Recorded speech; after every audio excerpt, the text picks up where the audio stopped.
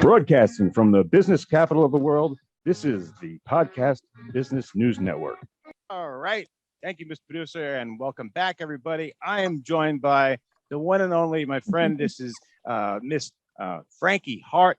Frankie, so nice to see you again. Awesome to be back, Casey. I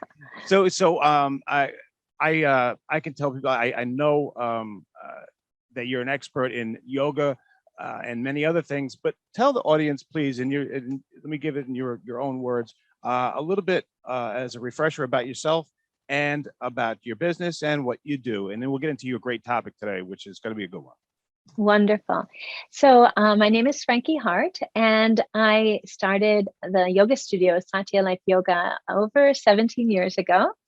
And at the yoga studio, we have classes for everybody, truly, any age, any physical ability. And we go from beginner to advanced. I teach a therapeutic essentials class that I absolutely love to teach. We go up in the air in the aerial classes, and just a lot of things. I do designated workshops. Most of these classes, except the aerial, are available on Zoom. Okay. I also have a streaming everyday class that you can take online. And that's a really fun one because you can stop it, you can pause it, you can rewind, you can skip around. But in that class, I am also teaching, unlike a lot of online videos where you're just going along. Right. I am actually giving you the information about the poses. So they're really wonderful if you're new to poses or not sure how to set up at home. I also have a teacher training program that I'm really excited about because we're going to talk a little bit about that at the end today, but it is available either in the studio completely online or in a hybrid format. And the hybrid format has been super fun. I recently had a student from Alaska do the program, and we're here in Florida. So a few times she came to Florida and was with us, and a lot of the times she was Zooming in like we are today, right. From Alaska, and Wow. It works. It's magical. Some of my prior students have been giving me a hard time because years ago they wanted me to do things like this, and I was like, no, I can't touch you, I can't this, I can't that. Right. But we've all learned so much through this pandemic, and I'll tell you, it works, and I am so excited by that. The other aspect that I'd like to mention for the studio is I'm also a Qigong master and Tai Chi instructor, and love to dive into that aspect of traditional Chinese medicine as well. And as a prior dancer, and today you'll see a little bit of my prior chemical engineer, all of these things just fuse into, making this kind of organic cocktail of who I am when I'm in the class with you. And I just love to pull from many disciplines any way that I can help my students. Frankie, that's awesome. Well said. And thank you for that. Thank you. I love your topic today because I'm just my curiosity has got me. Let's start with how yoga builds resiliency. Does that mean physically, mentally? Let me just hand that off to you. Yes, beautiful. So I want to start this topic, Casey, by dedicating today's podcast to my students over the years who have dealt with a lot of stress and trauma. So resiliency, of course, we all want resilient bodies, right? Yeah. But resiliency also has to do with our ability to be resilient with stress. Yeah. Uh-huh. So it has to do with every aspect of ourself, every aspect of our being. And stress is a part of life, but all stress is not the same. And all of us don't respond to the same stresses in the same way. Okay. So how does our body respond to stress? All right. So there's something called, well, first let's talk about positive stress. With positive stress and what makes it positive, we have a sense of something called a self-efficacy, which means this challenge comes in and we say, I got this. In fact, one of my students walked in the other day with a t-shirt on. I loved it. It said, I got this. I'm like, that's yoga, right? So, it's coming and I got this because whatever, I can dive into the level that I want to. I can, choose the amount of effort, how fast, how far. I've got this. I have these choices. But sometimes for us, especially if we've experienced some kind of trauma or childhood trauma, we didn't have the ability to do that throttling, right? We were perhaps overwhelmed, definitely overwhelmed in a traumatic experience. And so we will look into that. We'll look into later in this talk how yoga and qigong practices help us to heal from that and find a new sense of resiliency as an adult, right? So one of my favorite things is, when I'm teaching something like handstands, sometimes the student will say, I don't want to do that, right? Or I don't want you to help me up into that. No way, no way, no way. And I'm like, okay, sure, no problem. Let's do this. So I give them something to do that they feel comfortable with. Well, by the time I've helped the third person up into handstand, they're going, what about me? Can you help me now? That's cool. So when we have choice, conscious choice as adults, especially adults who've survived high levels of trauma or stress, it lets us to help find our own sense of resiliency, our own sense of self-efficacy. And we want to work and we want to play at these practices at that level. So what we want are positive, tolerable stresses that help us to grow. These create resiliency. We don't want a humdrum life, right? We didn't pop on this planet to do that. Same old, same old. Right. We don't grow and we won't be happy, right? We need these happy, positive stresses so we grow. We have a sense of accomplishment, a sense of thrill. They even say in relationships, right? If you're just the same old all the time, you need to spark that relationship with some new adventure together, right? Something like that. Mm-hmm. But now I want to read this to you because this might be new to a lot of people out there. But there's something called allostasis. And in allostasis, it's a dynamic response, which means it's different all the time, of achieving stability in our body by distributing the impact of stress across a lot of body systems. So we feel stress, and instead of just the heart, say, taking it, or the digestive system taking it, right? The allostasis response says, I'm going to spread this out. And this is in our hardwiring as a way that we learn to survive and go through whatever the stressor is, and then come back out and restore equilibrium. Right? Oh. So in a positive sense, the stressor doesn't overwhelm us. We go in, we manage, we meet the challenge, and then we come out and our body and our mind, our heart, all of the systems return to a state of homeostasis, which is, we restore. Okay. Right. Okay. And what was that called again? That's allostasis. Allostasis. Yeah. Okay. Yeah. So that's kind of how our hardwiring is, right? Mm-hmm. Now, of course, the challenge is when we are under a lot of stress or continuous stress or traumatic stress, we don't always find ourselves back to that reset, to the reset and restore. So then we sort of live in these states of stress that are insidious, right? We don't know they're there necessarily, but why do I have chronic headaches? Or why is my digestion not so good? Right, right.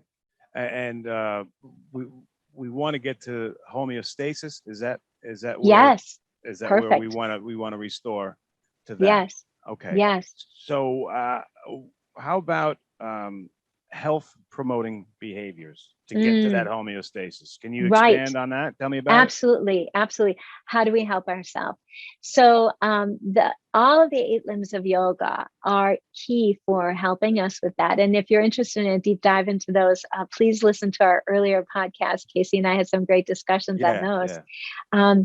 And then also the practices of qigong, which we also talked about. But here I just want to talk about meditation, good sleep, regular exercise. So that can be the yoga asanas or qigong movement forms, tai chi, and proper nourishment. So like the basics. And then I've also studied with Dr. Darren Weissman, who has something called the lifeline technique. And he adds to this owning your own power. owning your own power.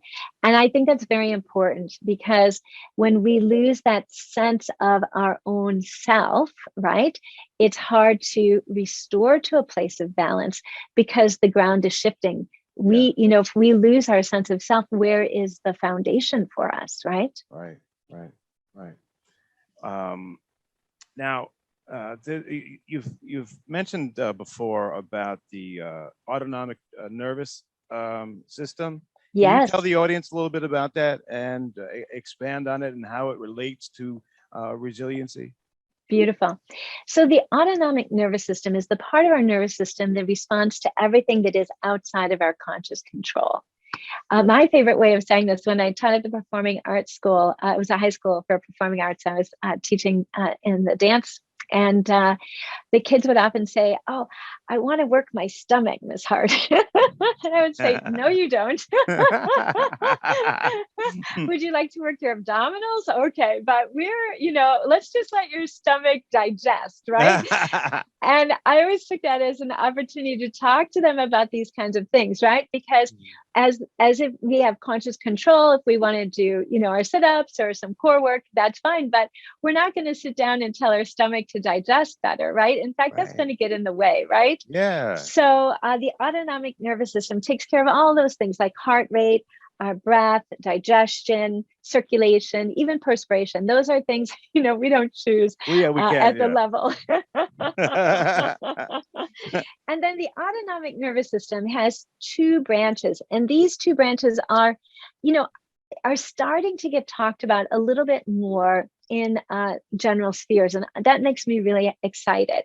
So one branch is called the sympathetic nervous system, and it prepares us for active responses. So we have a stressor. If I go into the sympathetic nervous system, I'm going to fight or flight, Oh, right? okay. Okay. And I've got this adrenaline pumping through my body that's Yep. getting me primed up to do both of those things, right? Hmm. But then the parasympathetic nervous system is the other branch. And the chemical that drives that one predominantly is called acetylcholine. And in this one, in the parasympathetic nervous system, it's our rest and digest, contemplation, relaxation, and very significantly, now brought to our knowledge through the work of Stephen Porges, play. So play without goal, like it can't be like a goal oriented play, right? But just true play, true relaxing with friends. That is also time when we're in the parasympathetic nervous system. And it's interesting because sometimes people have said that children are so overscheduled these days that they don't have that just free play. And, they're not necessarily talking about the stressors or the ADHD or things like that might be Right. happening. But here, when we study and understand the nervous system, it's a correlation like, if everything has a goal, if everything has a bottom line that they're driving towards, when do they just get to play? But same for us as adults. Now, you've probably heard of the fight, flight, freeze, right? Uh-huh. So when we meet a stressor, usually in the sympathetic nervous system, we have fight or flight. But sometimes if the stressor is too overwhelming, say we're a young child, we don't have any choice. We don't have any ability to flee or to fight back. Or the stressor is just continuous. Then what can happen is we can go into what's called a collapse of the parasympathetic nervous system, where we freeze. And so that is not meditation. Okay. Okay. That is not a comfortable state of being. That is a sign of a traumatic stressor that we have had to endure, and our body's response. Just like in nature, when the animal says, "I can't outrun this predator, I can't fight this predator, so I'm just going to play dead," right? Hmm. And in that way, we're actually going into a self-protective mechanism that is meant as our body's way of helping us survive, right? Wow. But then as people who are no longer in the presence of that extreme stressor, how do we find resiliency again, right? Yeah. So in other words, if I'm always triggered into this fighting, you know, Yeah, yeah. in the office or with my spouse, right? Uh-huh. Or if I always like, you know, this is getting tough, you know, I quit, I'm out of here, I don't want to do this anymore. And what makes this a problem? It makes it a problem when you don't like that you're doing this, right? Because I'm Hmm. all for choice. So if I don't want to do this anymore, great, you know, what do you want to do? But when it's something you really desire, but you're sort of sabotaging yourself, these are when we know we need to work on our resiliency, right? And same with the freeze, right? So how do we build that back up? Gotcha.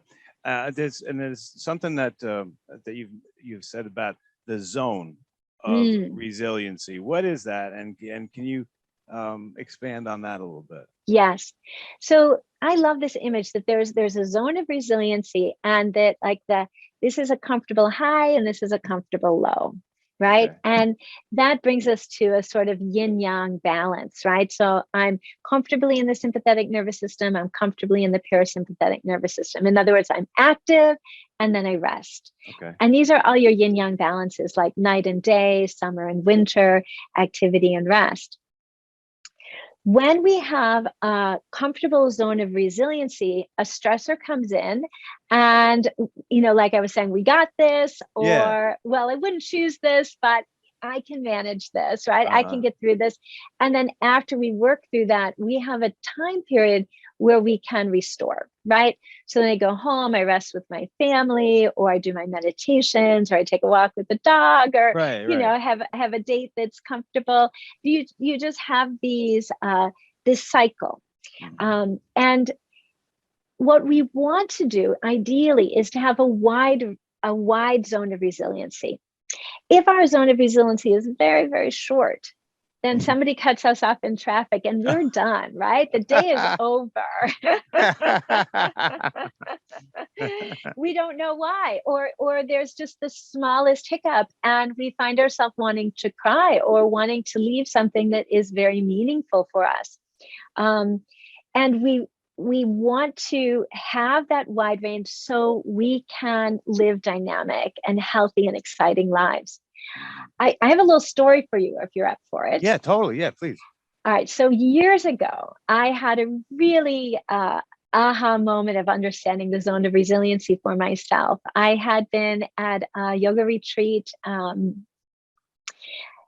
you know, just blissed out for a weekend of, you know, just the most beautiful kinds of stressors and very little negative stress. And I had found myself in a very, very, very peaceful, quiet, comfortable, alert, awake, happy state.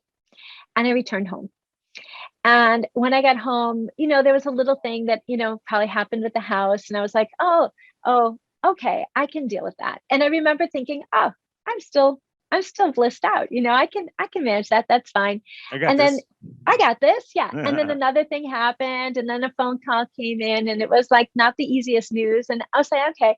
But I was still in that state of, you know, feeling really good. I was still in the zone.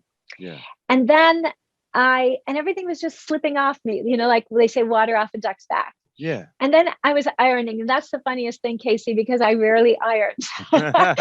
So I remember this because I was ironing and the iron burned my arm. Somehow I wasn't paying attention or whatever, and it caught my arm. And the pain of the burn was just physical pain. I had no mental I had no mental pain of, oh, why do you always make mistakes like this? Or why did you do that? I had no emotional pain of, oh my gosh, I'm so sad that I burned my arm. I was just clear.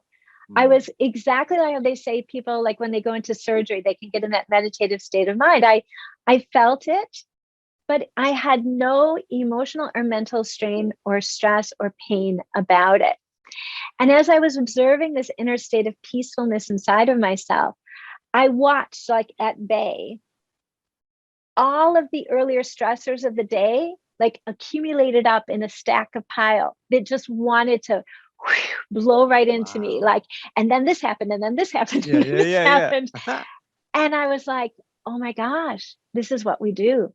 We're accumulating, we're not letting go.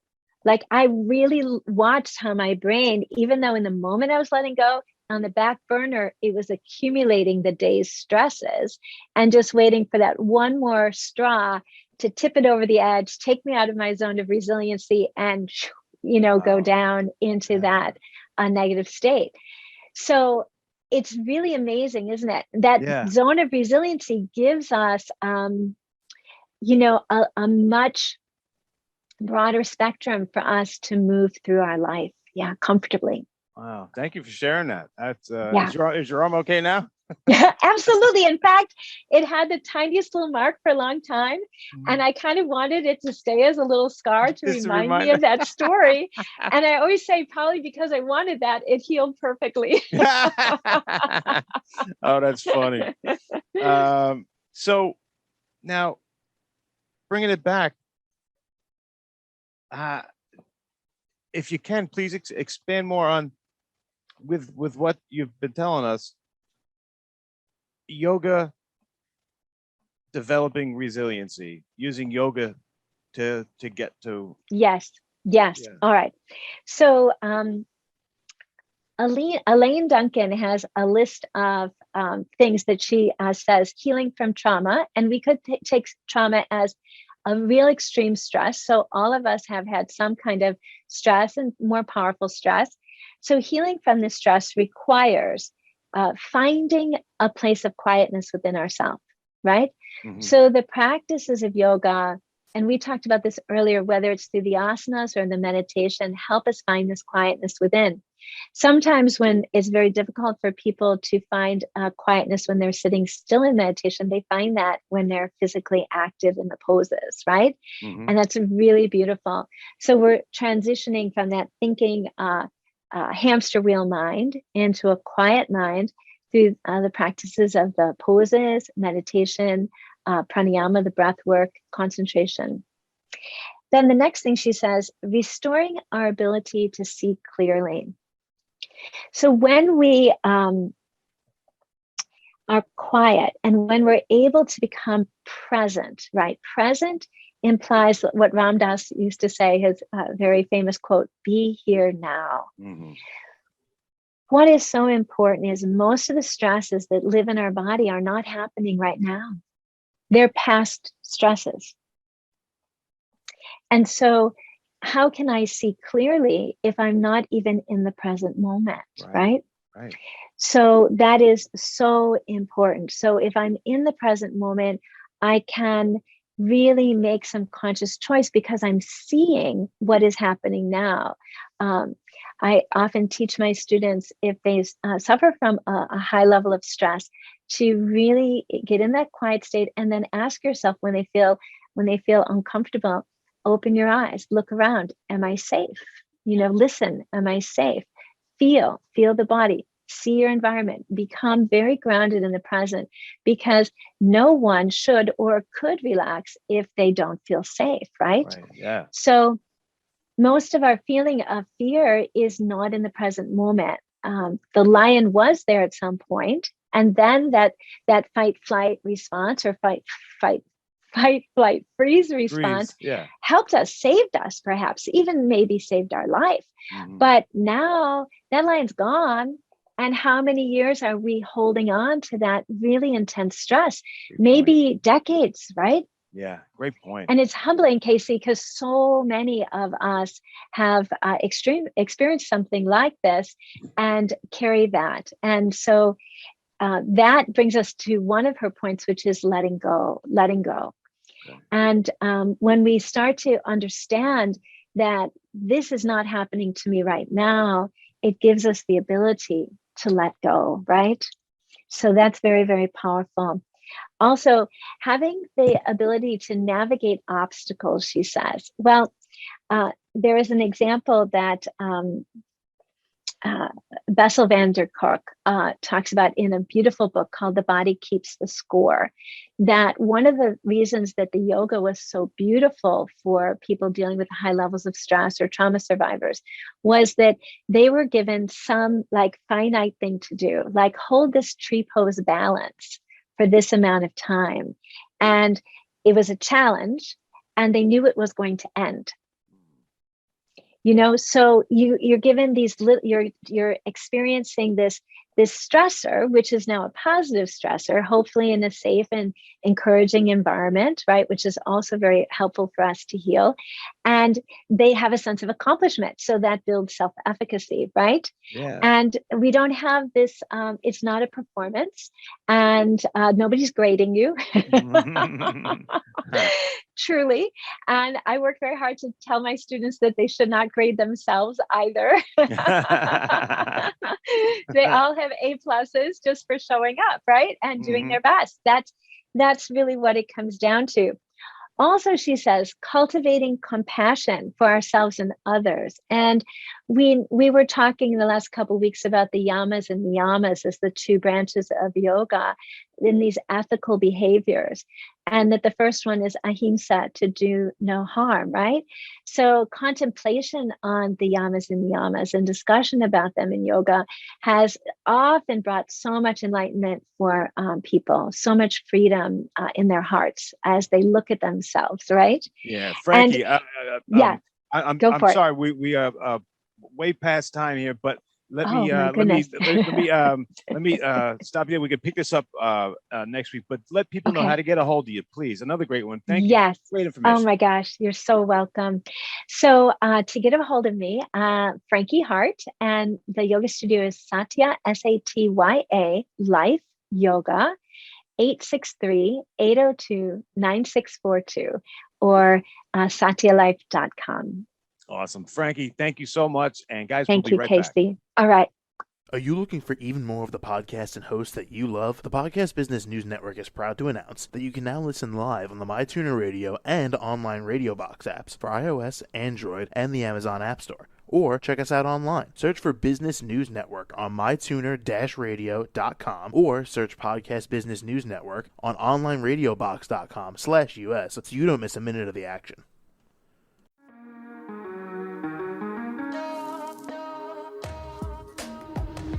Broadcasting from the business capital of the world, this is the Podcast Business News Network. For nearly 2,000 severely injured veterans, everyday life has become filled with barriers.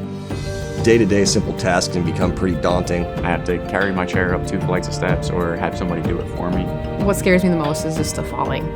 When I'm struggling with my house, I think, to have that one great barrier just knocked down, it's crucial.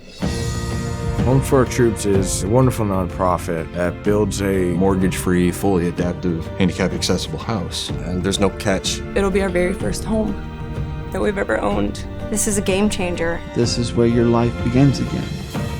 We need you to join us in completing this important mission. Please visit hfotusa.org and help build homes and rebuild lives. Because of you, everything's going to be okay.